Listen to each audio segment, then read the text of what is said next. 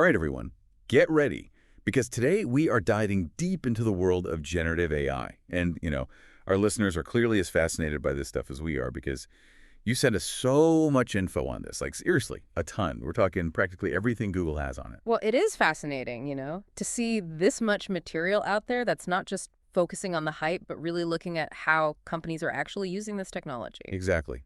It's time to go way beyond the headlines. So for anyone listening who wants to know how generative AI is actually changing things in the real world, well, get ready for a whirlwind tour, because the examples you sent cover practically every industry out there. Yeah, and that's really our first major takeaway here, right? The sheer variety of use cases is what's so interesting. This isn't just about, AI writing the next hit song or creating some cool art. It's being used in ways that are honestly kind of surprising. Like, remember PODS, those moving and storage containers? They ran this campaign in New York City called the Reynolds Smartest Billboard. Now, I know what you're thinking. How smart can a billboard really be? Right.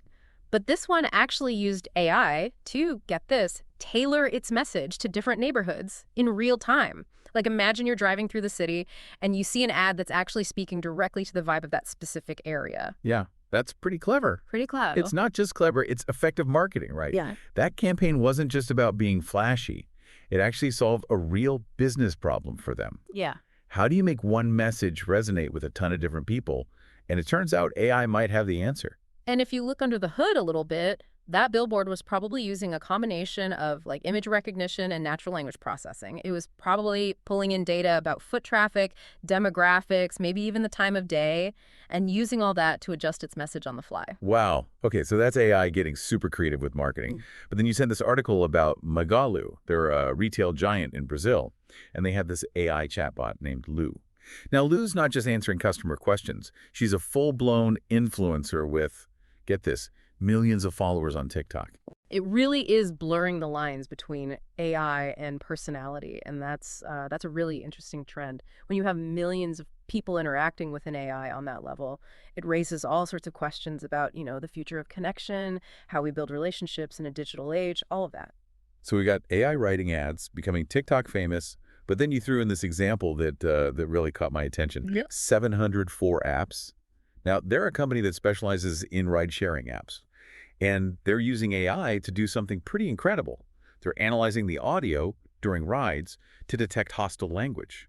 It's a really powerful example of how AI can be used to address, safety concerns in real time. And it gets to the heart of what a lot of people are worried about with AI, right? Will it be used for good or will it be misused? And in this case, at least, it seems like it's being used to make a positive impact. Yeah, and that's what makes all these examples so fascinating. They're not just tech demos. They're solving real-world problems. Like, remember that feeling of being on hold with customer service forever? So frustrating. Ugh, the worst. Well, Best Buy is using generative AI to power their virtual assistant, and it's already making a difference. It can help customers troubleshoot product issues, reschedule deliveries, even manage their Geek Squad subscriptions. Think of all that time saved for both the customer and the company. It's a win-win. It is. And it's not just retail either. LoadSure, they're an insurance company, they're using AI to automate their claims processing. So not only is it faster, it's probably way more accurate too. No more human error slowing things down. Right. And it frees up those employees to focus on the more complex tasks, the things that require human judgment and empathy. It's not about replacing humans, it's about optimizing how we work together. Okay, I like that. Speaking of optimization, you sent some research on Alaska Airlines, and they're working on this conversational search tool powered by generative AI. So imagine searching for flights like you're actually having a conversation with a super helpful travel agent. It's about creating that more personalized and intuitive experience for the customer. And it's not just airlines doing this. Tokopedia, they're a huge e-commerce platform in Indonesia. They're using AI to clean up their data, which leads to more accurate search results, a smoother shopping experience overall. So it's not just about doing things faster, it's about doing them better. Exactly. We're moving from reactive problem solving to proactive optimization. And that brings us to another major theme that emerged from your research, democratizing expertise. Right. We're seeing how generative AI is empowering people, even without a tech background, to do some pretty incredible things. Like, you sent an article about how employees at Cost Plus Drags are saving an average of 5 hours per win just by using AI features in Gmail. 5 hours. Think about what you could do with 5 extra hours each week. It's like getting a productivity boost without having to, become a coding whiz. Totally. And that's really the key here. And it's not just saving time on emails either.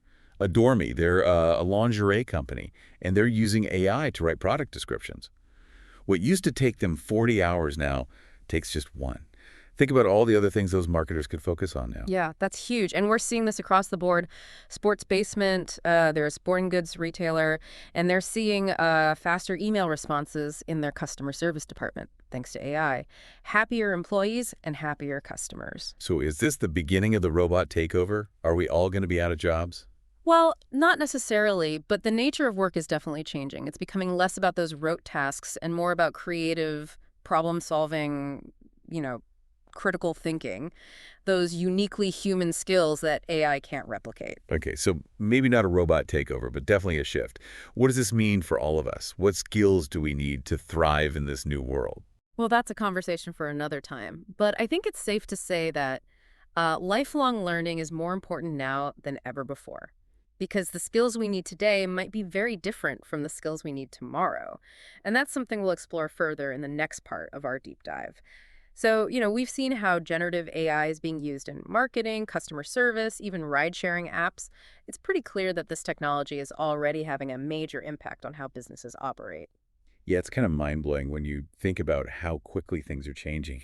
It's like what seemed like science fiction just a few years ago is now just like part of everyday life. And that rapid pace of change brings up a lot of, important questions about the future of work. Like you sent this fascinating article about Sutherland, a company that's actually boosting their customer service teams with AI tools. Oh yeah, instead of replacing people, they're giving their employees like AI-powered assistants. Assistants that can suggest responses, provide insights, all in real time. It's like having a super smart sidekick who's always got your back.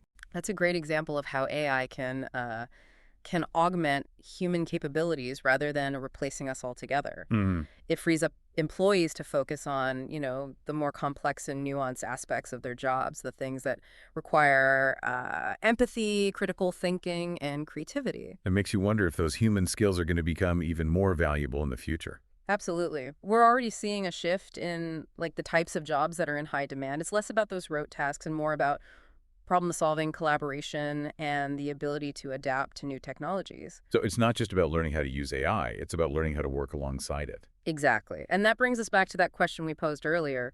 What skills do we need to develop to thrive in this new world? And based on the research you sent, I'd say critical thinking is definitely at the top of the list. Right, because we're constantly bombarded with information these days.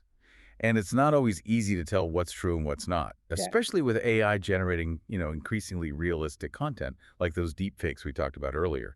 Exactly. You need to be able to evaluate information critically, identify biases, and separate fact from fiction.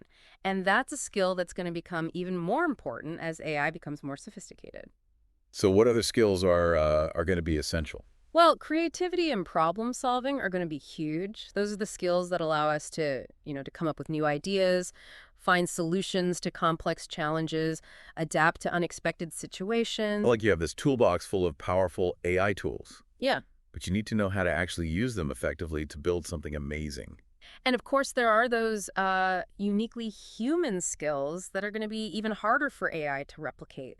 Things like empathy, communication, and the ability to build relationships. Yeah, those are the things that make us human, right? Exactly. And those are the skills that are going to allow us to navigate, the ethical dilemmas that inevitably arise with any powerful new technology. Speaking of ethical dilemmas, I'm curious to hear your thoughts on something we saw in the research.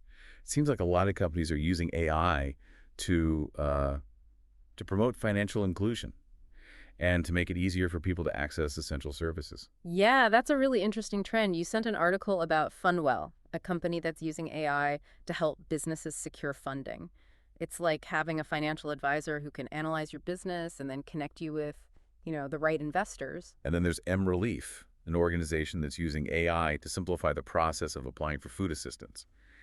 Imagine how many people could benefit from having a system that's like easier to navigate and less intimidating. Right. It highlights the potential for AI to level the playing field, to create a more equitable society. But it also underscores the importance of using this technology responsibly and ethically. It's like we have this incredibly powerful tool, But it's up to us to decide how we use it and to make sure it benefits everyone, not just a select few. Exactly. And that brings us to another fascinating example from your research. The Ministry of Labor in Qatar. They've developed a platform called Okul that uses AI to match university graduates with jobs. That sounds like a great way to connect talented people with the right opportunities. But what's really interesting is that they're specifically focused on making sure that, that this technology doesn't perpetuate existing inequalities in the workforce.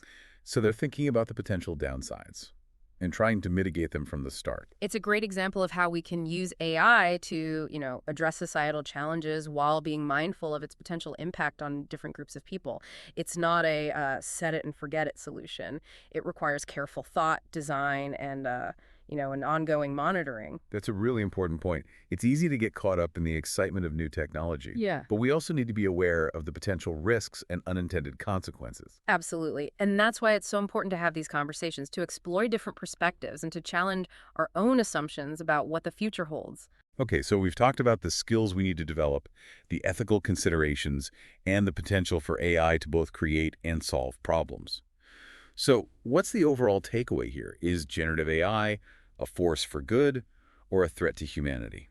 I'd say it's too early to make such a sweeping judgment. What's clear is that generative AI is already having a profound impact on, how we work, create, communicate, and even solve problems. And this is just the beginning. So where do we go from here? What does the future hold for generative AI? Well, that's a question that's better answered by looking at some specific examples. You sent over some truly mind-blowing research on how AI is being used to, tackle some of the world's most pressing challenges, like climate change, healthcare, and education. Okay, so let's dive into those examples and see how generative AI is being used to make a real difference in the world. Uh, Okay, so you're telling me AI can help us, like, save the planet. I am so ready to hear how this tech is tackling climate change. We'll get this. Southern California Edison, they're a major utility company, and they're using AI to manage their energy grid in a whole new way. Okay, I'm listening. They're analyzing data from satellites, weather stations, even smart grids, and using it to predict energy demand with incredible accuracy. So this helps them figure out, like, the best way to distribute renewable energy sources, like solar and wind power. So even when everyone's blasting their AC during a heat wave, the lights stay on. Exactly. It's all about keeping things running smoothly while at the same time reducing our reliance on fossil fuels. Imagine a future where, like, blackouts are a thing of the past and all our energy comes from clean, sustainable sources. That sounds pretty amazing, actually. What other examples did you find? Well, another company, Alia Group, is using AI to develop something called ECO2 grids. And these grids, what they do is they measure and forecast the carbon intensity of electricity generation in real time. Okay, so they can make, like, smarter decisions about when to use renewable energy and when to rely on those traditional power plants. Exactly. It's like having a carbon-conscious energy manager, working behind the scenes. Yeah, and it's not just about managing energy either. AI is also being used to design new materials that are both sustainable and high-performing. There's this company, Materium, and they're using AI to create, like, bio-based alternatives to plastics and other petroleum-based products. So instead of those materials ending up in landfills for, like, centuries, they can actually decompose naturally. That's the idea. They can be safely returned to the earth without, polluting the environment. We're talking about a circular economy where materials are constantly reused and repurposed. It's like a giant recycling program for the whole planet. I like it. Okay, so AI for sustainable energy, eco-friendly materials. What other global challenges are being tackled with this technology? Well, you sent some research on healthcare, and the potential there is, it's huge.